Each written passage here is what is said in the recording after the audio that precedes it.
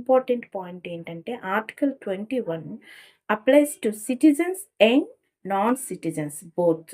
Article 19 only Indian సిటిజన్స్‌కే. Article 21 it's impose Indian citizens as well as foreigners కూడా ఇది impose చేయడం జరుగుతుంది. ఇదే అండి. ఈ 3 పాయింట్స్ మనకి ట్రాప్ పాయింట్స్‌గా మనం చెప్పవచ్చు. వీటిలో కన్‌ఫ్యూజ్ అయ్యే అవకాశాలుంటాయి. సో, ఒక దగ్గర చిన్న నోట్స్ ఒక 3-4 లైన్స్ నోట్స్‌లాగా చిన్న చిన్న పాయింట్స్‌లా రాసుకుంటే మనం కన్‌ఫ్యూజ్ ఏముండదు. రివిజన్‌కి ఉపయోగపడుతుంది. ఫండమెంటల్ రైట్స్ పైన మనకి ప్రీవియస్ ఇయర్ క్వెషన్స్‌ని బేస్ చేసుకొని ఎలా చెక్ చేసుకోవాలంటే, మనకి యూపీఎస్‌సి క్వెషన్స్‌లో యూజువల్లీ కన్‌ఫ్యూజన్స్ అనేవి ఇస్తూ ఉంటారండి. ఎవ్రీ ఇయర్ ఇచ్చే టాపిక్స్ అయినా కొన్ని కన్‌ఫ్యూజన్స్ అనేవి ఉంటాయి.